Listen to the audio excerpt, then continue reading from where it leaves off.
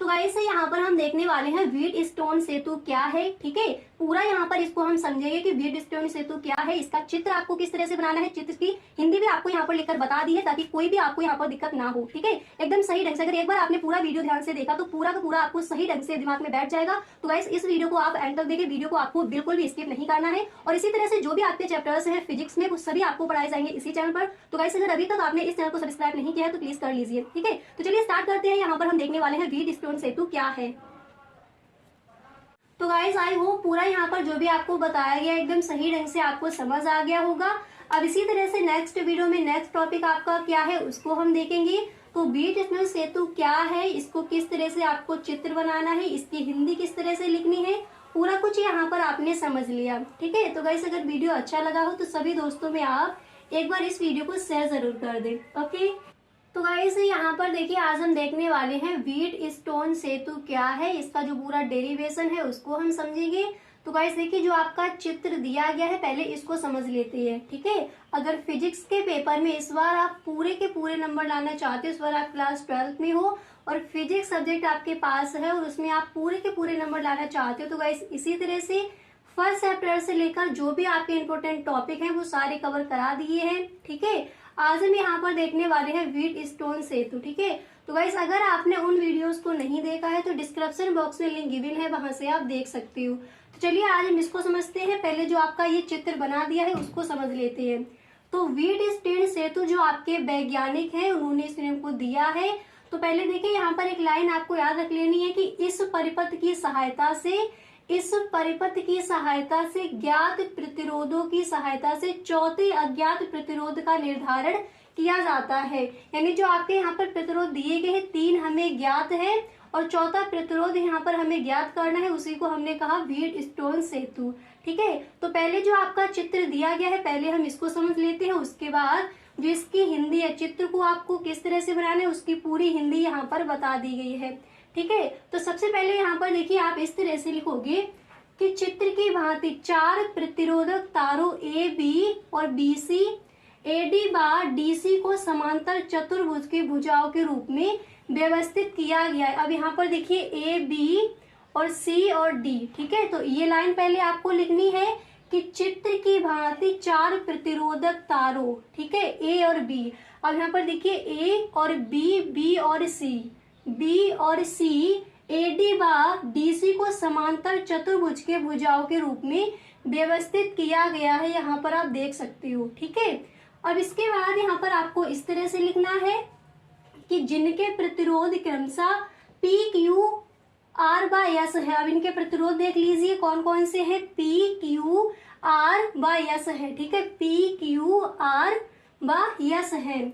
इसके बाद यहाँ पर आप लिखोगे, इसके बाद आपको लिखना है कि जिनके प्रतिरोध क्रमशः पी क्यू आर व एस है, जिनमें प्रतिरोध पी क्यू आर ज्ञात है। इसके बाद आप लिखोगे और यस अज्ञात है। ठीक है, उसी को हमें निकालना है, उसी को हम कहते हैं व्हीटस्टोन सेतु। ठीक है, तो यस अज्ञात है बिकॉज एसी में एक वैद्युत सेल तथा कुंजी केबल है, यहाँ पर आप देख सकते हो चित्र में।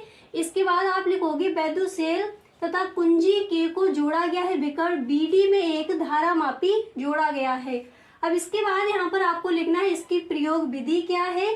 तो आप इस तरह से लिखोगे कि सर्वप्रथम कुंजी केबल दबाते हैं जिससे वैद्युत सेल से धारा प्रवाहित होती है। सर्वप्रथम हम क्या करते हैं, कुंजी केबल दबाते हैं तो इसमें जो वैद्युत धारा है वो प्रवाहित हो जाती है। ठीक है, इसके बाद आप लिखोगे ये धारा बिंदु ए पर 2 भागों में यानी I1 और I2।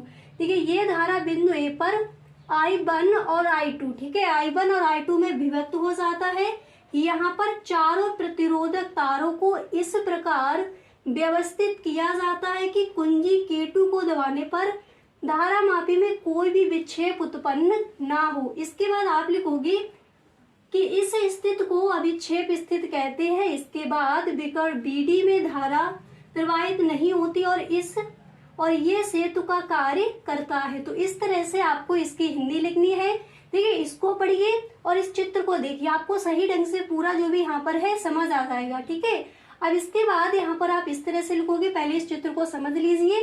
देखिए यहाँ पर आपके 4 ये दिए गए ए बी और सी डी और इनके प्रतिरोध क्या है, पी क्यू आर और यस, पी क्यू आर हमें ज्ञात है, यहाँ पर जो आपका यस दिया गया यही हमें ज्ञात करना है। ठीक है, तो इस तरह से पहले इसकी आपको हिंदी लिखनी है, इसके बाद ये आपका होता है फॉर्मूला, याद कर लीजिए, इसी को आपको ज्ञात करना है। अब यहाँ पर देखिए इसका आपका फॉर्मूला होता है कि P अपॉन क्यू बराबर R अपॉन एस। ठीक है, अब यहाँ पर हम लिखेंगे सूत्र किरचॉफ के द्वितीय नियम से। तो किरचॉफ का द्वितीय नियम क्या, देखिए किरचॉफ का प्रथम नियम क्या है, प्रथम नियम को हम क्या कहते हैं, संधि का नियम या फिर धारा का नियम। ठीक है, इस पर हम डिस्कस कर चुके हैं।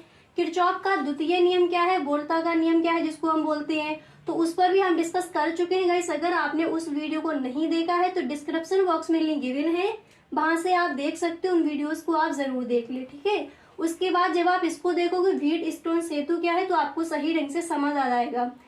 तो सबसे पहले आपका ये सूत्र क्या होता है, आपने देख लिया P अपॉन क्यू बराबर R अपॉन एस। फिर यहाँ पर हम लिखेंगे कि किरचॉफ के द्वितीय नियम से। अब यहाँ पर आपको लिखना है कि A B D A में, अब यहाँ पर एक बार देख लीजिए A और B, A B D A में। ठीक है, तो आपके देखिए एक बंद पास आपका बन यहाँ पर है और एक बंद पास आपका ये है, दो यहाँ पर बंद पास दिए गए हैं। तो पहले हम लिखेंगे बंद पास एक के लिए। ठीक है, यहाँ पर आप देख सकते हो एक बंद पास आपका इधर दिया गया है, पहले इसको देखेंगे, इसके बाद आपका दूसरा बंद पास ये दिया गया, फिर इसके बाद इसको देखेंगे। तो पहले आप लिखोगे बंद पास एक के लिए। ठीक है, और यहाँ पर आपको इस तरह से लिखना है कि ए बी डी ए में, ए बी और डी ए में। ठीक है, इधर वाला जो आपका दिया गया है पहले इसको देखेंगे। तो यहाँ पर आप लिखोगे कि I1 गुणे, तो यहाँ पर देखिए आप इस तरह से लिखोगे कि I1 into P minus I2 into R बराबर 0। अब यहाँ पर देखिए आपका ये माइनस कैसे आ गया, तो पहले हम देखेंगे जो आपका बंद पास ए दिया गया है, तो बंद पास ए में यहाँ पर आप देख सकते हो धारा आपकी इस तरह से यहाँ पर प्रवाहित हो रही है। ठीक है, तो धारा आपकी विपरीत दिशा में जा रही है, तो यहाँ पर आपका क्या हो जाएगा, यहाँ पर हम लिखेंगे कि I1 गुणे यहाँ पर P माइनस I2 गुणे R बराबर 0। अब इसके बाद यहाँ पर आपको किस तरह से लिखना है, इधर आपका इधर आएगा तो ये माइनस का चिन्ह हट जाएगा, ये हो जाएगा आपका बराबर में। तो इसको हम लिखेंगे कि I1P बराबर I2R, इसको कह देंगे इक्वेशन नंबर 1। अब देखिए इसमें कहीं पर भी अगर आपको कोई भी चीज समझ नहीं आती है तो आप हमें कमेंट बॉक्स में जरूर बताएं। ठीक है, तो पहले हमने देखा बंद पास जो आपका ए दिया गया है ए बी और ए डी में, यहाँ पर जो आपका बंद पास ए है किरचॉफ के द्वितीय नियम से इसको हमने यहाँ पर निकाला, तो इक्वेशन नंबर 1 हमारा ये निकल के आ गया।